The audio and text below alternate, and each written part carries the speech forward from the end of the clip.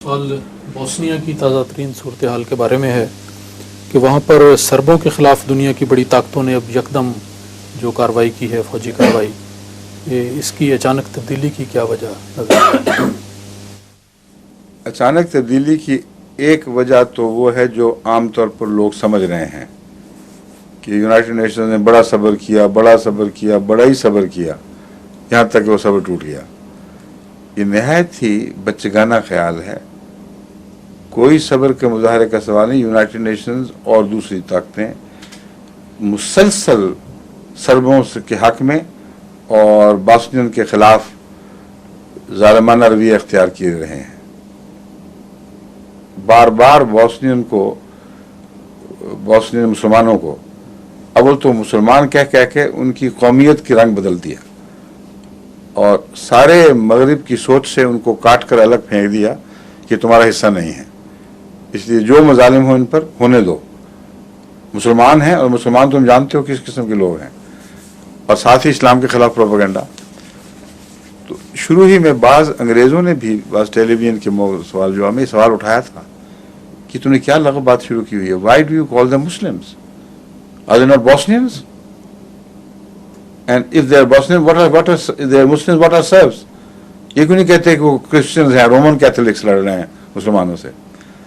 تو اس کا جواب آئی مائی شائی کر گئے تھے، لیکن سارے میڈیا نے یہ طرز اختیار کی ہے جس کا مطلب ہے کہ قطعی ایک مغربی پالیسی تھی کہ سربوں کو، بوسنین مسلمانوں کو بوسنینز کے طور پر پیش نہ کرو بلکہ مسلمانوں کے طور پر پیش کرو، اور سربوں کو ایک عام انسان جو یورپ کا باشندہ ہے اس کے طور پر پیش کرو۔ تب لوگوں کو سمجھ آئے گی کہ ہم کیوں ان کو بچانے کے لیے اتنے فکر مند نہیں ہیں۔ یہی ہوا ایگزیکٹلی۔ سوال اٹھتے رہے مگر بڑے کچے اور کمزور، اور اس کے کچے جواب کو تسلیم بھی کر لیتے تھے سارے۔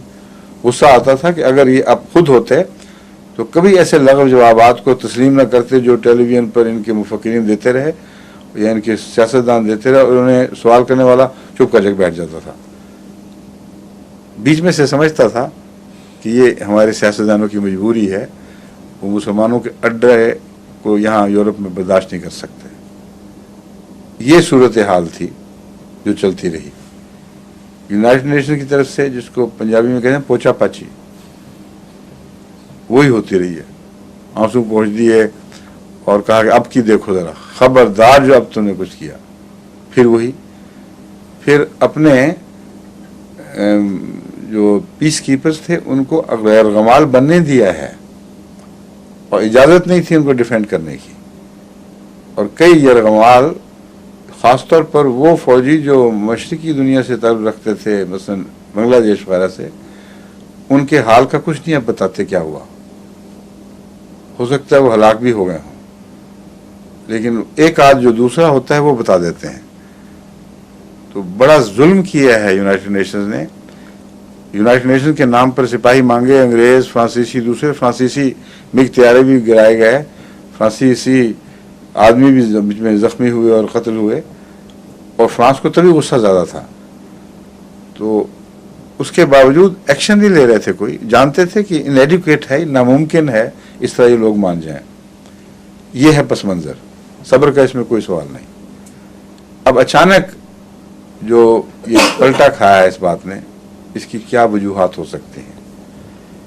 اگر حسن ظن کیا جائے تو یہ کہا جا سکتا ہے کہ یورپ میں سے فرانس نے پریشر بڑھایا ہے اپنا، اور جرمنی نے بھی بڑھایا ہے۔ جرمنی کا پریشر بالواسطہ بڑھا ہے۔ جرمنی کرویٹس کے ساتھ پرانے تعلقات رکھتا ہے، اور جرمنی نے یورپ کی کوئی پرواہ نہیں کی، کرویٹس کو مسلسل آرم کرتا رہا، یہاں تک کہ جب ان کو بالادستی ہو گئی تو کہا گو ہیڈ، مارو ان کو، نکالو اپنی سرزمین سے، کوئی کچھ نہیں کر سکے گا، اور کوئی کچھ نہیں کر سکا۔ تو جب کرویشیا کا واقعہ ہوا ہے، تب کلنٹن نے پہلی دفعہ کہا کہ اب معلوم ہوتا ہے کہ وقت بدلا ہے اور ہمیں کچھ کرنا پڑے گا، کیونکہ ایک یورپین طاقت نے بغیر کسی سے پوچھے مسلسل کروشیا کو عام کیا اور وہ سربوں کے حق میں جرمنی کبھی بھی نہیں رہا. انگریز رہے ہیں زیادہ تر اور ان کی پرواہ نہیں کی گئی. اس عرصے میں فرانسیسی 2 MiG بھی گرائے گئے اور بھی ان کو نقصان پہنچا, ان کے سولجر بھی پکڑے گئے اور فرانس نے کھلم کھلا کہا کہ ہم یہ ذلت برداشت نہیں کر سکتے, ہم سٹرائک کریں گے. تب وہ کانفرنس ہوئی ہے جو انگلینڈ لنڈن کانفرنس کہلاتی ہے. ایک یہ خیال ہے کہ ان تبدیل شدہ حالات, ان بگڑے ہوئے مزاجوں کی وجہ سے اور کلنٹن پر مسلمان ممالک کے دباؤ بڑھنے کی وجہ سے یہ واقعہ رونما ہوا ہے. اس کا یونائٹڈ نیشنز کے ساتھ در حقیقت کوئی بھی تعلق نہیں ہے. یونائٹڈ نیشنز کو انہوں نے اعلی کار بنانا ہے جب بھی بنانا ہے. ایک اور بات ہے جس کی طرف کسی کی توجہ نہیں جا رہی, جس کا مجھے خطرہ محسوس ہو رہا ہے, اور وہ ہے عراق کا پس منظر. عراق میں پچھلے کچھ دنوں سے ان کی انٹیلیجنس کو یہ کامیابی ہوئی ہے کہ خود صدر صدام کی بیٹی اور اس کے دامادوں کو اس سے توڑ کر جارڈن میں ان کا اڈا بنا دیا گیا ہے. اور یہ بات اس بات کی مظہر ہے کہ انہوں نے یونائٹڈ نیشنز کے نام پر عراق پر پھر بڑا سخت ظلم کرنا ہے اور اس کی حکومت کو الٹانا ہے, صدام کی حکومت بڑے زور کے ساتھ. اس میں یونائٹڈ نیشنز کی طاقت شامل رہے گی ان باغیوں کی تائید میں. اب یہ اگر ہو, اس کے پس منظر میں بوسنیا دکھائی دے رہا ہو کہ یونائٹڈ نیشن نہایت بیکار ہے, کمزور ہے, وہ کہتے ہیں ہم کیا کر سکتے ہیں, ہمارے آدمی یرغمال بنا لیے, اگر ہم لڑیں گے تو پھر بڑا کہاں تک لڑیں گے, کس کس کے لیے لڑیں گے. یہ ساری دلیلیں ختم ہو جاتی ہیں. سارا پوسٹر ان کا جو تھا نا یونائٹڈ نیشنز کا بوسنیا کا متعلق, وہ ڈسٹرائے ہو جاتا ہے. تو یہ پریسیڈنٹ بنایا ہے اب انہوں نے. نہ بوسنیا کے مسلمانوں سے ہمدردی, نہ سرب سے دشمنی, یہ کوئی اور نیت لیے بیٹھے ہیں. کوئی بہت بڑا انہوں نے کام کر کے دکھانا ہے جو مسلمان ممالک کے خلاف ہوگا, اس میں مجھے قطعی شک نہیں.